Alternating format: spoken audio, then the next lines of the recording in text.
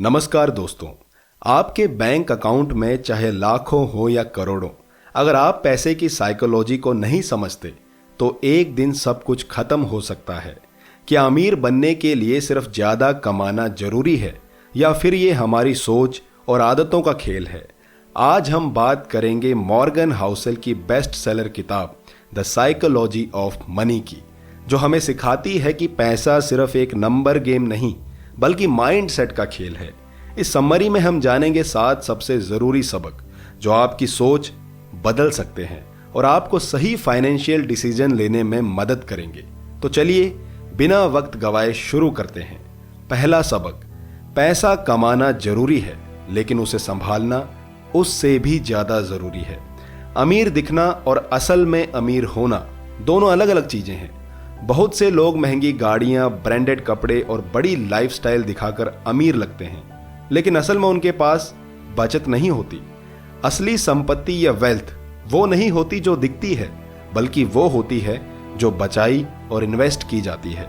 पैसा कमाना आसान है, लेकिन उसे बचाना और बढ़ाना असली खेल तो ये है।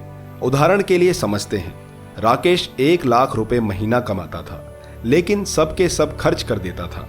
दूसरी तरफ अमित 50,000 रुपए महीना कमाकर 20% तक सेव करता था। 10 साल बाद अमित इन्वेस्टमेंट से करोड़पति बन गया और राकेश कर्ज में डूबा रहा। इसलिए अमीर दिखने की जगह असल में अमीर बनने पर ध्यान दे। दूसरा सबक, कंपाउंडिंग की ताकत को समझो और धैर्य रखो। सबसे बड़ा फायदा उन्हें मिलता है जो लंबी सोच रखते हैं। वॉरेन बफे सिर्फ इसलिए अमीर नहीं बने क्योंकि उन्होंने अच्छे इन्वेस्टमेंट किए, बल्कि उन्होंने 60 साल तक कंपाउंडिंग भी होने दी, इसलिए वो अमीर बन पाए। सोचिए, अगर आप 1 लाख रुपए इन्वेस्ट करें और उसे 20% सालाना ग्रोथ दें तो 40 साल बाद वो 1 करोड़ होगा। लेकिन ज्यादातर लोग धैर्य नहीं रख पाते और छोटे छोटे उतार चढ़ाव देखकर बेचैन हो जाते हैं। अगर आप कंपाउंडिंग की ताकत को समझ गए तो अमीर बनने से आपको कोई नहीं रोक सकता। पैसा कमाने की जल्दी मत करो, उसे बढ़ने दो। तीसरा सबक, पैसा आपको आजादी देता है, इसलिए इसे खरीदो। असली अमीरी का मतलब क्या है? समय और फैसलों पर आपका कंट्रोल होना। लेकिन लोग पैसा इसलिए चाहते हैं ताकि वो जो चाहे जब चाहे कर सके। महंगी चीजें खरीदने से ज्यादा जरूरी है आर्थिक स्वतंत्रता, फाइनेंशियल फ्रीडम। उदाहरण के लिए समझते हैं, अजय ने करोड़ों कमाए लेकिन वो 9 से 5 की जॉब में फंसा रहा।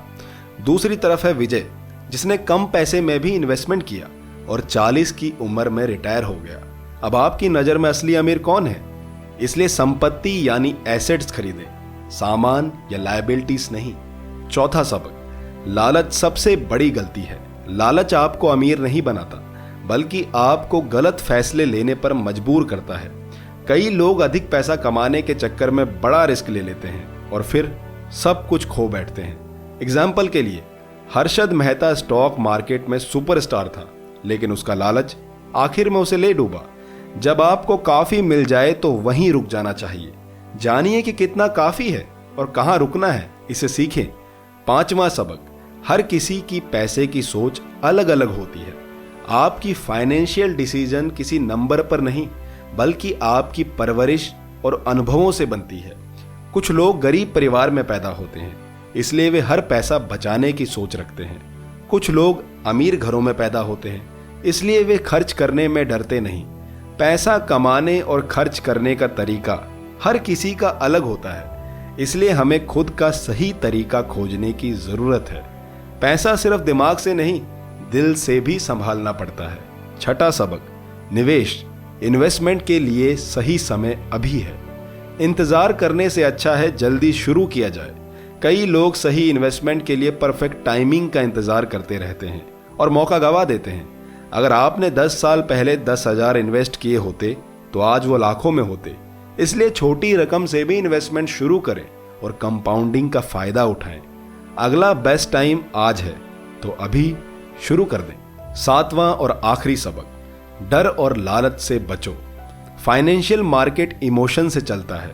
जब बाजार गिरता है लोग डरकर बेच देते हैं और जब चढ़ता है लोग लालच में आकर खरीद लेते हैं। स्मार्ट लोग धैर्य रखते हैं, और सही मौके का इंतजार करते हैं। डर और लालच से नहीं, लॉजिक से डिसीजन ले। पैसा धैर्य और समझदारी वालों का ही दोस्त है।